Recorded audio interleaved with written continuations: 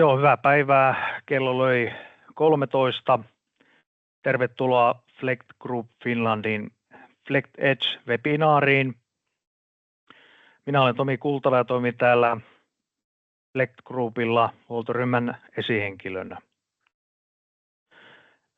Ensiksi yleistä tästä webinaarista. Tämä siis nauhoitetaan ja tallenne on katsottavissa jälkikäteen YouTubesta. Ja yhteystietoja meidän organisaatiossa tähän Flect Edgeen liittyen on tässä alapuolella, eli allekirjoittanut Joonas Taskinen ja Hannu Koskela. Webinaarissa meitä on asiantuntijoita paikalla allekirjoittanut ja Joonas Taskinen, mutta selviämme kyllä tästä. Mennään sitten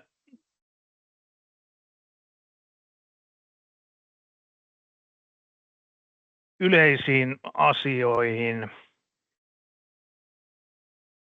Eli Flect Edgen perusteisiin. Taustana sen verran, että lähdimme miettimään, että miten pystytään tarjoamaan meidän asiakkaillemme palvelu, josta he näkisivät näiden meidän tuotteiden tilaa. Ja se on perusta Flect Edgen syntymiselle. Ja alustana tässä on Siemens-konserniin kuuluvan J2 Innovationsin Fin Framework. Ja tälle alustalle on vuoden 2011 jälkeen tehty noin 10 000 rakennuksen järjestelmä. Ja parhaitenhan tästä järjestelmästä saa kuvan, että me esittelemme käyttöliittymän kautta sen tuomia mahdollisuuksia. Ole hyvä, Joonas. Kiitos. Eli tosiaan mun nimi on Joonas Taskinen, huoltoteknikkona toimija. Nyt esittelen teille tätä Edgen käyttöliittymää. Nyt oletan, että ruutu näkyy, niin mennään asiaan. Eli tässä on, kun mä kirjaudun Edgen portaaliin, niin tämä on ensimmäinen asia, mitä mä näen. Eli kaikki kohteet, joihin mulla on päässyt. Meillä on nyt tämmöisiä toimistodemoja, joihin mä pääsen itsekin, että muilla henkilöillä on sitten ihan oikeita kohteita, jotka pääsee niihin käsiksi. Mä klikkaan Espoon toimistoon ja menen sisään.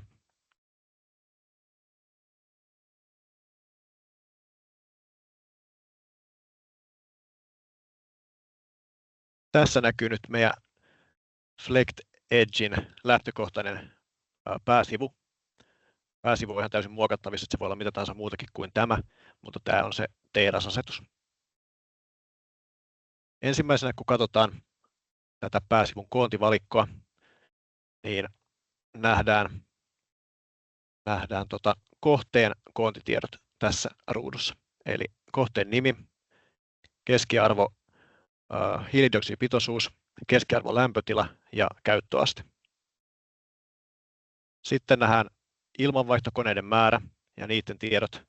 Meillä on tässä tämmöinen testilaite käytössä, jossa tuo ilmanvaihtokone on pelkästään säädin ruuvattuna vanerilevyyn, niin siinä ei hirveästi toimintoja meillä ole, mutta jos olisi oikea IV-kone, näkyisi kuinka paljon ilmaa puoletaan sisään, puoletaan ulospäin, lämpötilat sisään ja ulos. Säätiedotus, energiakoontinäyttö ja useampi. Tässä ympyrädiagrammissa näkyisi lohkoina sitten, että jos meillä olisi tarpeenmukainen ilmanvaihto ja tuo kanavapaineoptimointi, niin lohkota kuinka monta prosenttia energiaa säästetään sillä, että ilmanvaihto ohjataan tarpeenmukaisesti ja kanavapainetta optimoidaan pelti- ja asennon mukaan versus se, että puhalletaan vain vakioilmamäärää kaiken aikaa. Toinen energiakoontinäyttö, jossa näkyy toi energiankulutus ja samoja tietoja kuin tässä, mutta erilaisessa näytössä. Sitten vielä SFP-lukuja. Ja tässä olisi mahdollisuus saada myös jäähdytyksestä ja lämmityksen energiasta tietoja. Hälytyksiä näyttää olevan muutama päällä. Katsotaan hälytysvalikkoa kohta, mutta siirrytään eteenpäin. Seuraava valikko näyttää meille huonetasolla ensin kerrokset. Meillä on tässä demossa vain yksi kerros. Klikkaamme sitä. Nähdään jokainen huone erikseen ja niistä koontitietoja. Eli meillä on esimerkiksi tässä avotoimisto, jossa on hälytys päällä. Siellä on jäähdytyspyynti päällä. Lämpötila on tällä hetkellä 22 astetta. Tässä kyseisessä tilassa meillä ei ole yhtään laitetta mittaamassa ilmamäärää, niin se näyttää nollaa, mutta viereisessä tilassa näkyy sisäänpuollettava ilmamäärä ja toi hiilidioksidipitoisuus. Jos mennään katsomaan tarkemmin vaikka tätä, mennäänpä katsomaan Vermo-huonetta. Päästään sisälle huoneeseen. Tästä nähdään esimerkiksi asetusarvoa, samoja tietoja kuin äsken, mutta vähän tarkemmin. Päästään katsomaan tämän kyseisen huonesäätimen tietoja.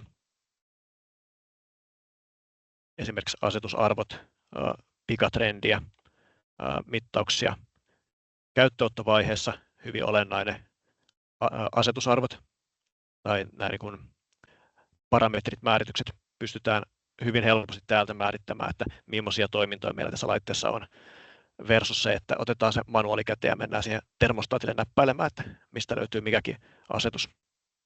Että esimerkiksi jos halutaan vaikka tämä CO2-anturi ottaa käyttöön, läsnäolo anturi käyttöön, ikkuna-anturi, tämän tyyppisiä. Suljetaan se. Samankaltainen valikko tuloilmalaitteelle. Tässä kyseessä on nyt tämmöinen Nova 2-palkki. Nähdään ilmamäärät, asetusarvot, pellin asento, ihan samantyyppisiä tietoja. Ja poistoilmalaitteelle. Tässä on tämmöinen ilmamääräsäädin. Niin nähdään myös sen tiedot ihan samalla tavalla. Ja tämmöinen on tämä huonevalikko. Sitten jos mennään huonevalikosta ilmanvaihtovyöhykevalikkoon. Meillä on esimerkiksi nämä 2 toimistoa. Katsotaan vaikka tätä Vermoa. Nähdään tästä, että tällä ilmanvaihtovyöhykkeellä on määritetty 3 jäähdytyspalkkia tuloilmalaitteeksi. Ne puhaltaa sisään 60 litraa sekunnissa. Jos haluttaisiin tästä tilasta tehdä yli-alipaineinen, voidaan lisätä poikkeamaa kumpaan tahansa suuntaan, että sitten poistetaan enemmän ilmaa tai vähempi ilmaa sitten tilasta verrattuna tuloilmaan. Sitten jos meillä olisi tasapainotuspeltejä, täällä on määritelty tasapainotuspelteet, että pitää huoneen poistaa yhtä paljon ilmaa kuin se tulee, niin voitaisiin määrittää, tai jos olisi useampi tämmöinen pelti, niin niiden suhde toisiinsa. On tässä tämmöinen esimerkkivyöhyke, jossa ei ole oikeita laitteita, on vaan tehty tämmöinen vyöhyke, niin esimerkiksi 50% olisi niiden peltien suhdet, että niistä menee saman verran ilmaa. Voitaisiin määrittää, että toista menee enemmän ja toista vähemmän. Sitten tämä suhteellinen offset on se, että jos halutaan poikkeamaa peltikohtaisesti, eli sama asia kuin absoluuttinen offset, mutta tässä se ei ole absoluuttinen litran määrä, vaan se on prosenttimäärä ja jokaiselle pelille erikseen. Että pystytään määrittämään ilmanvaihtovyöhykkeitä niin paljon kuin tahdotaan. Sitten meillä on tämmöinen keskuslaitosvalikko, joka tarkoittaa vedenjäähdyttimiä ja IV-koneita. Niin samalla tavalla kuin huoneita, niin nähdään kaikki kohteen IV-koneet. Jos meillä olisi oikea IV-kone, niin se näyttäisi järkeviä arvojakin. Ja samalla tavalla tätä painamalla päästään määrittämään tämän laitteen asetuksia. Sitten jos meillä olisi tämä IV-kone TCP-väylässä, niin voitaisiin nappia klikkaamalla nähdä sen IV-koneen web-käyttöliittymä. Ja mä nyt vilautan sen tästä ihan vaan.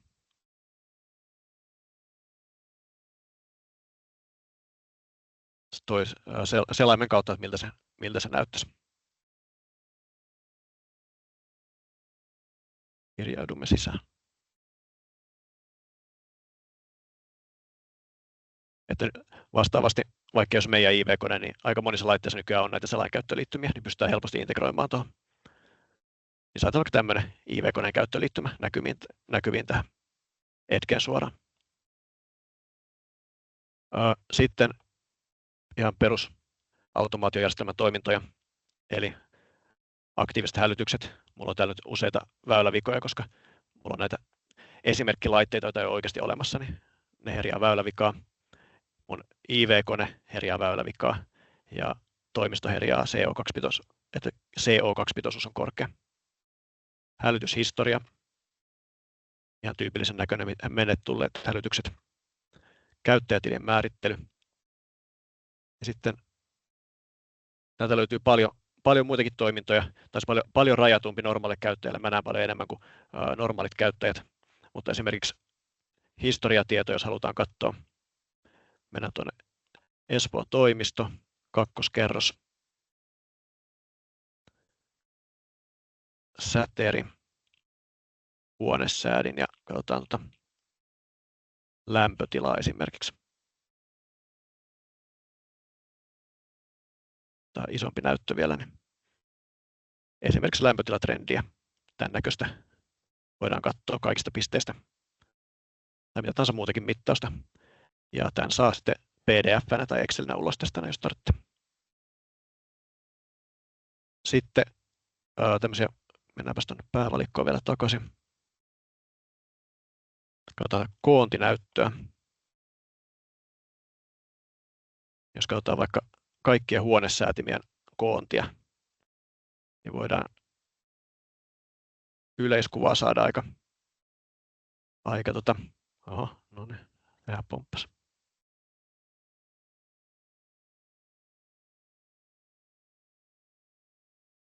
Noin. Huonesäätimien yleiskuvaa, vaikka tähän kaikki huonesäätimet kerralla. Kuinka paljon halutaan ilmaa, lämmitystä, jäähdytystä, tämän tyyppinen koonti. Tuossa näkyy tuo CO2-arvokin tuolla avotoimistossa, niin tuon takia se hälytti siellä. Tämmöinen. Sitten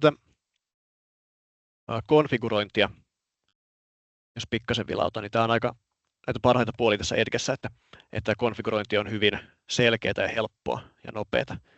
Ja jos mennään konfigurointivalikkoon ja lähdetään tekemään uutta kohdetta, niin meillä on ensin rakennuksen nimi, sitten lisätään niin monta kerrosta, kun halutaan, ja lisätään niin monta IV-konetta, kun halutaan, niiden mallia ja toi Modbus-osoite, tai jos on Backnetin Backnet-osoite. Sitten mennään lisäämään huoneita. Täältä onnistuu huoneen lisääminen ihan, että tehdään vaikka tästä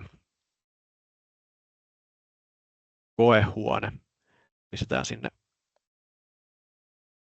sinne huonesäädin pari ulsaa ja tallennetaan. Nyt meillä on huone. Tässä näkyy nämä aikaisemmin tehdyt, jotka tuolla olikin jo. Nyt kun huone on luotu, niin huonevalikosta se löytyy saman tien. Koehuone. Jos meillä olisi väylässä olevia laitteita, niin kaikki arvotkin näkyy saman tien. Siitä pääsi sitten saman tien määrittämään asetuksia ynnä muuta, että saa sen toimimaan juuri sillä tavalla kuin itse tahtoo. Samalla tavalla, jos mennään takaisin konfigurointivalikkoon, ilmanvaihtovyöhykkeen konfigurointi. Taas tuolta. Tuo pikkuvalikko pois eestä häiritsemästä. Voidaan määrittää ilmanvaihtovyöhykkeitä. Voidaan tehdä tänne vaikka uusi, jonka nimi on koevyöhyke. Ja lisätä sinne ne laitteet, mitkä tahdotaan. Sen jälkeen meillä on ilmanvaihtovyöhykkeessä koevyöhyke, päästään määrittämään sitä. Et tosi sillä tavalla yksinkertaista ja helppoa. Sama, jos halutaan painealueita, että jos on vaikka EMPA-painesäätimiä, tai sitten tässä tilanteessa, kun meillä on säätöpeltejä IV-koneen takana, niin voidaan IV-koneen paineasetusta optimoida sillä perusteella, että kuinka paljon pellit on auki. Niin tämmöisten painealueiden määrittäminen tapahtuu tästä suoraan. Samalla tavalla melko helppoa, yksinkertaista, että ei ole monimutkainen käyttöjärjestelmä. Sitten voitaisiin ihan pikaisesti vilkaista vielä tuosta vaikka tuonne Ruotsiin, niin näette vielä, mennään Norrköpingin demolaitteeseen katsomaan, miltä heillä näyttää. Niin he on tehneet tämmöisen aloitussivun. En ehkä itse pidä niin hirveän kauniina, mutta tämmöinen on. Sieltä päästään katsomaan esimerkiksi pohjakuvaa. Että meidän tuossa omassa Espoon toimiston demossa, niin meillä ei mitään pohjakuvaa siellä ole, mutta täällä Norrköpingissä esimerkiksi ovat tämmöisen tehneet sinne, niin pohjakuvien lisääminen onnistuu helposti. Siinä ei mitään erityistä ongelmaa. IV-konekaavio voisi olla tämmöinen. Toki itse enemmän olisin sen tuon web-käyttöliittymän kaavion puolella. Mutta tämmöinen vastaavanlainen voisi olla, vaikka jos on lisätty joku kolmannen osapuolen lämpäri vaikka, niin sehän voisi olla tämän tyyppinen kaavio. Niin kuin samaan tyyliin piirretty.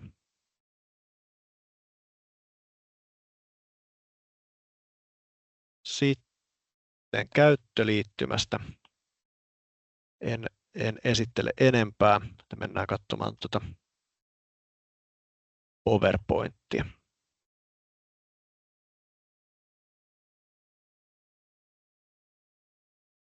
Käyttöliittymä on vilkaistu ja nyt puhutaan tästä laitteistosta.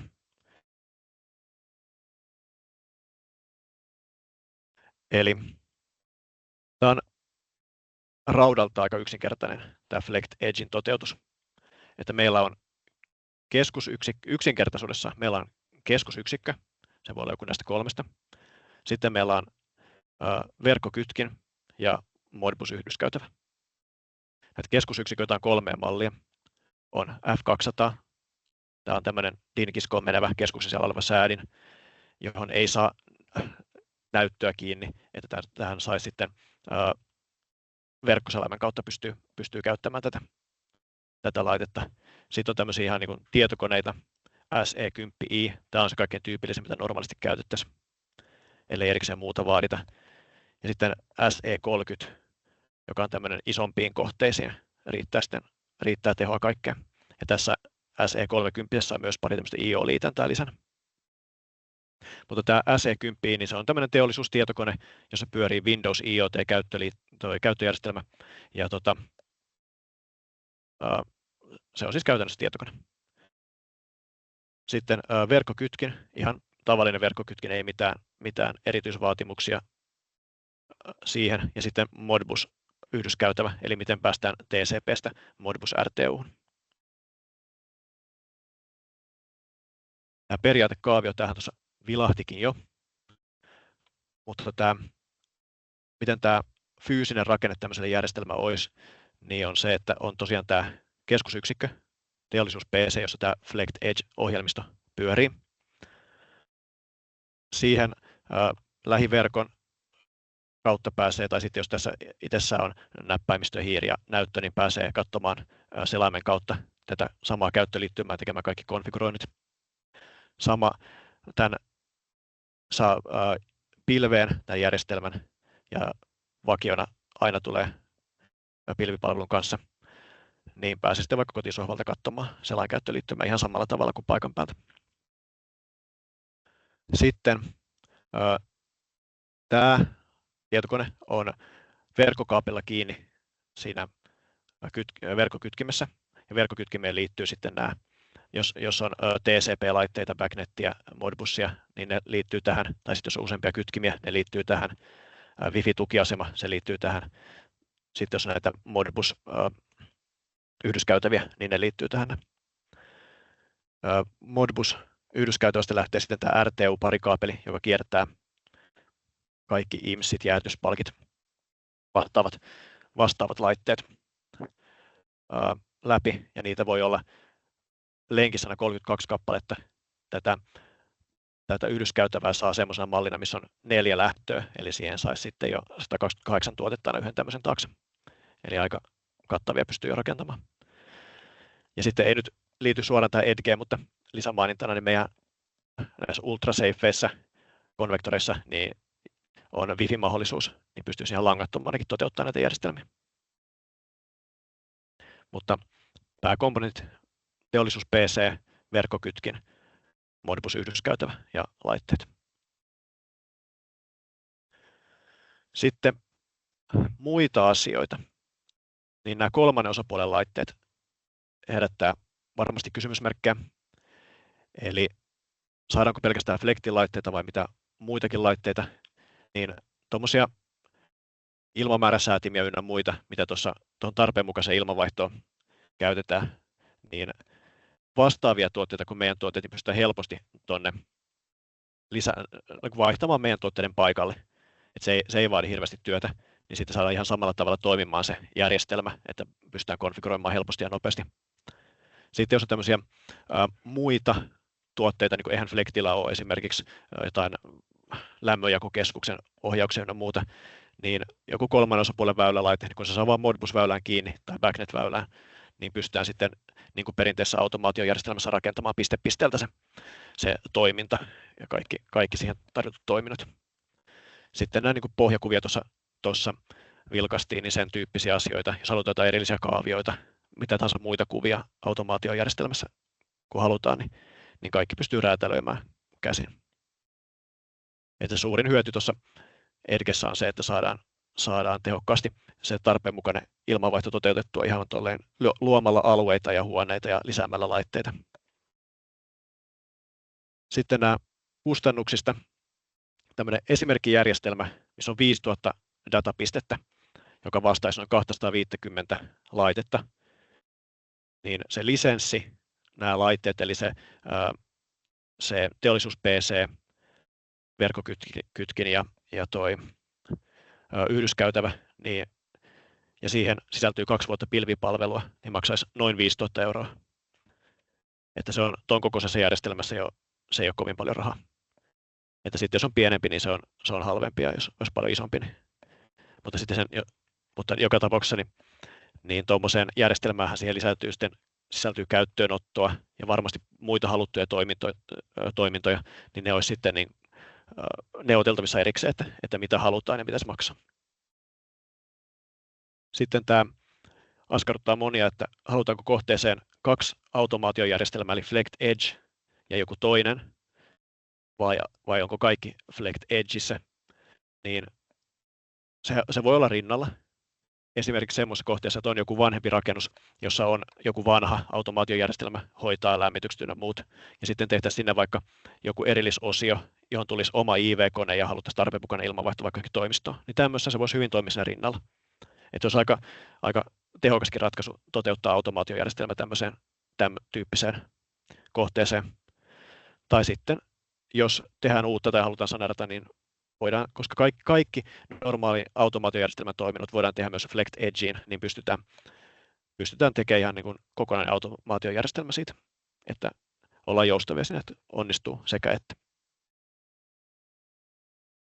Nyt sitten, että mitkä on nämä Flect Edgen parhaat puolet, niin tämä tarpeen mukainen ilmanvaihto, joka on sellainen asia, että kun energiatehokkuusvaatimukset lisääntyy, niin tarpeen mukaista ilmanvaihtoa tarvitaan joka paikassa enempi ja enempi, niin sen toteuttaminen Flect Edgellä on helppoa ja nopeata, ja tuo käyttöönotto on nopeata. Ja tämä fyysinen rakennejärjestelmä niin on aika kevyt verrattuna siihen, että sulla on useita isoja vakkikeskuksia siellä täällä. Sitten näitä kohteita. Suomessa ei ole vielä yhtään oikeita kohdetta tehty, sen verran uusi tuote. Ruotsissa on noin 5 ihan toteutettua kohdetta, josta isoimpina on tämmöinen Lulean Trafikverket toimistotalo, jossa on noin 600 väylälaitetta, ja siellä on positiivisia kokemuksia. Ja sitten Tukholmassa tämmöinen joku toimistotalo, joka oli 4200 neliöä. Siellä meidän IMSE- ja äärityspalkkeja ja huonesäätimiä. Niin on ihan isoikin kohteita toteutettu tällä Edgellä ja Ruotsieltahan tämä lähtöisin tämä järjestelmä, niin Ruotsissa ensimmäisenä.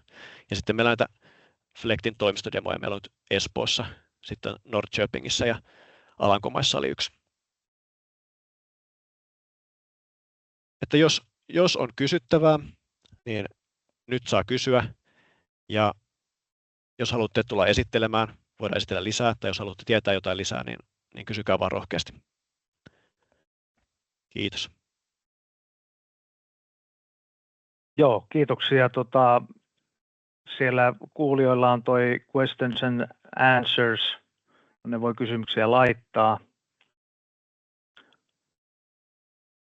Ilmeisesti ei kysymyksiä tule, joten päätetään webinaaria olkaa yhteydessä sitten, jos haluatte omiin yhtiöihin esittelytilaisuuksia. Kiitos kaikille.